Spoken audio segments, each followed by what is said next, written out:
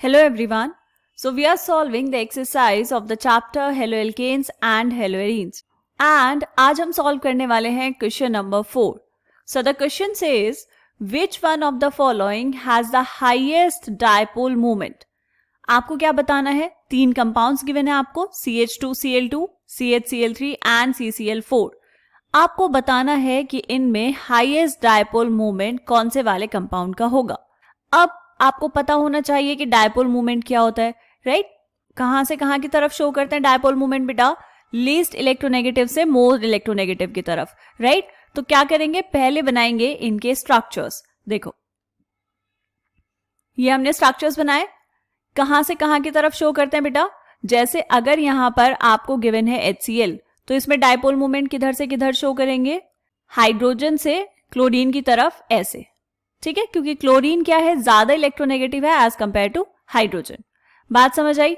तो हम सबसे पहले बात करते हैं CCl4 की, जो थर्ड स्ट्रक्चर है आपके पास, ठीक है. देखो CCl4 में बेटा, CCl4 कौन सा स्ट्रक्चर है? ये है टेट्राहेड्रल, है ना?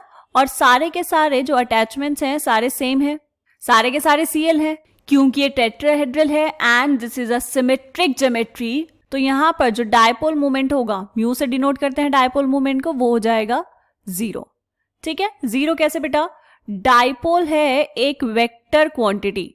वेक्टर्स कहां पढ़े हैं आपने? फिजिक्स में, है ना? वेक्टर्स निकालने सीखे होंगे, वेक्टर्स के रिजल्टेंट निकालने सीखे होंगे. वहां पर केमिस्ट्री में हम वेक्टर्स को अप्लाई करने वाले हैं by using logics and analysis. ठीक है, तो टेट्राहेड्रल है ये थर्ड वाला structure and for this mu equals to 0. आप चाहो तो यहां पर अभी इनके नंबर्स भी डाल लो. This is first one, this is second one and this is third one. ठीक है, तो CCl4 की जो डायपोल मूवमेंट है वो तो हो गई 0. ठीक, तो ये तो सबसे कम होने वाला है. अब बात करते हैं CH2Cl2 एंड CHCl3 में. देखो बेटा, हुआ क्या, आपके पास जब वेक्टर्स होंगे तो एड अप करते हैं. मान लो एक वेक्टर था यहां पर और एक वेक्टर था यहां पर. ठीक है, तो जो ये लेफ्ट साइड वाला वेक्टर है इसके 2 कंपोनेंट्स होंगे, एक कंपोनेंट होगा यहां और एक कंपोनेंट होगा यहां, है ना? तो हुआ क्या, इस वाले कंपोनेंट ने इस वाले कंपोनेंट को कुछ कैंसिल आउट कर दिया है. ठीक है, ये सब करना आप फिजिक्स में सीख चुके हैं. बना लेते हैं डायपोल मोमेंट्स. हाइड्रोजन से कहां होंगी बेटा? कार्बन की तरफ, क्योंकि कार्बन ज्यादा इलेक्ट्रोनेगेटिव है, राइट? तो ये 2 वेक्टर्स होंगे इस तरफ और क्लोरीन वाले होंगे इस तरफ. ठीक है, और ये क्या है बेटा? CHCl3. तो हाइड्रोजन से जो वेक्टर होगा वो सिर्फ इस तरफ होगा और यहां पर वेक्टर्स होंगे इस तरफ. वेक्टर्स मतलब हम बात कर रहे हैं डायपोल मोमेंट्स की. ठीक है, ये आपने सारे के सारे डायपोल मोमेंट्स बना दी. अब अगर हम सेकंड वाले पार्ट में देखें तो हाइड्रोजन से इस तरफ है एक डायपोल मोमेंट और जो बाकी के 3 क्लोरीन वाले डायपोल मोमेंट है बेटा, उनका कुछ रिजल्टेंट वेक्टर आएगा इस तरफ, है ना? तो ये वेक्टर्स क्या करेंगे, मतलब इनके कंपोनेंट्स एक दूसरे में एड अप हो जाएंगे. और यहां पर कितने हैं? 2 Cl है और 2 H है. तो यहां पर भी क्या होगा? वेक्टर्स एड अप होंगे. Not exactly vectors, resultant vectors. एक होगा यहां से इस तरफ हाइड्रोजन की वजह से और क्लोरीन की वजह से होगा इस तरफ. तो CH2Cl2 में जो नेट रिजल्टेंट वेक्टर आएगा वो ज्यादा होगा as compare to the net resultant vector of CHCl3. ठीक है, नेट रिजल्टेंट वेक्टर कैसे निकालेंगे?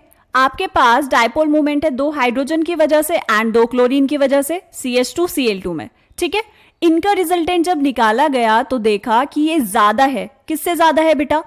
Net resultant vector of CHCl3. किसकी वजह से? Carbon hydrogen and carbon chlorine bond के जो डायपोल मूवमेंट्स हैं उनकी वजह से. ठीक है, तो यहां पर CH2Cl2 का डायपोल मूवमेंट ज्यादा होगा एज कंपेयर टू CHCl3. तो अगर हम यहां पर ऑर्डर की बात करें तो ऑर्डर क्या हो जाएगा? ऑर्डर होगा आपके पास ये. ठीक है, तो यहां पर लिख लेंगे हाईएस्ट डायपोल मूवमेंट किसका हुआ बेटा? CH2Cl2 का.